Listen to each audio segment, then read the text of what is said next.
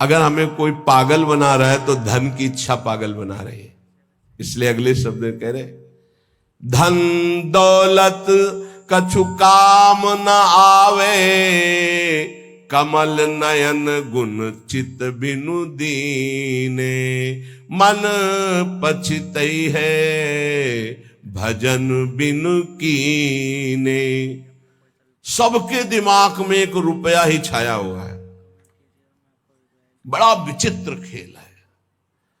खर्चा करने में छाती पीड़ा पैदा कर दे, संग्रह करने में संग्रह करते करते मर गए।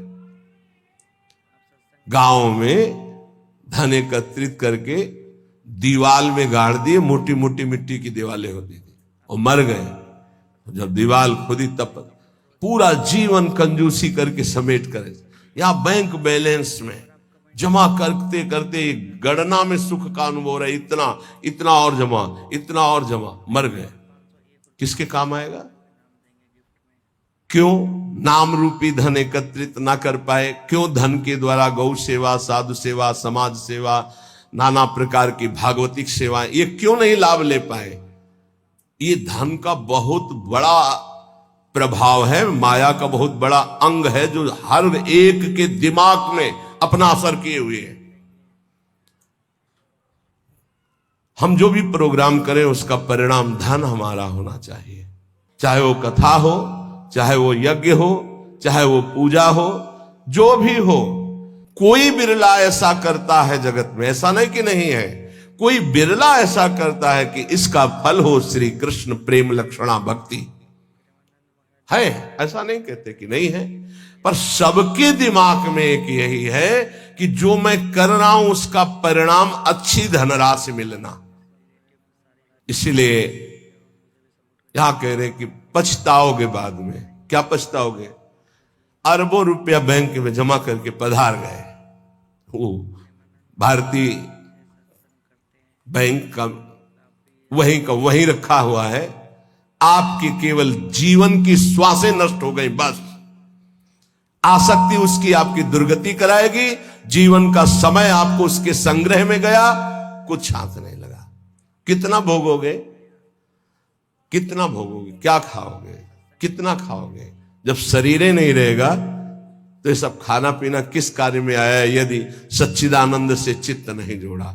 इसलिए पछताओगे यदि धन की प्रधानता जीवन में रही। तो आप सच्ची मानिएगा, आप जितने लोग बैठे हो, विचार करके अभी देख लो, वृंदावन की भूमि में बैठे हो। हम नहीं कहते कि सबके दिमाग में होगा, लेकिन आप देख लो, प्रधानता हर क्रिया के परिणाम में धन प्राप्ति की लालसा। हर क्रिया, साधु संग कर रहे हैं तो ऐसी कुछ आशीष हो जाए कि धन प्राप्ति हो जाए। हम ठाकुर सेवा, ठाकुर दर्शन, उपासना, सबका परिणाम एक धन की तरफ रहता है, सबका परिणाम। कोई बिरला ऐसा होता है जिसके दिमाग में धर्म होता है कि मैं जो भी करूंगा धर्म पालन के लिए करूंगा, मेरे जीवन का उद्देश्य है समस्त जगत को सुख प्राप्त हो, भगवान प्रसन्न हो जाए, बस। ये कोई बिरला करता होगा, बिरला। वो भक्ति का आडंबर करके, वो वैराग्य का नाटक करके, उपदेश का, व्यापार का, संसार का, चाहे वो परमार्थ हो या व्यवहार हो, दोनों में प्रधानता हमारी रहती है धन की। ये भगवान की प्राप्ति में बहुत बड़ी बाधक बनती है कंचन। देखत को यहां जगत संगाती, तात मात अपने सुख भीने, ललित किशोरी द्वंद मिटे ना, आनंद कंद बिना हरि चीन्हे, मन पछितई है भजन बिन कीने। अब दूसरी बात करें, देखत ही यह जगत संगाती। सबसे ज्यादा संसार में संगाती माना जाता है विपरीत शरीर को। काम, दूसरा है काम, विपरीत शरीर का संगाती।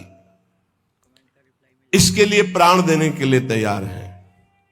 और जबकि वासना की निर्वासनिक स्थिति भगवान से होगी, किसी शरीर भोग से नहीं होगी।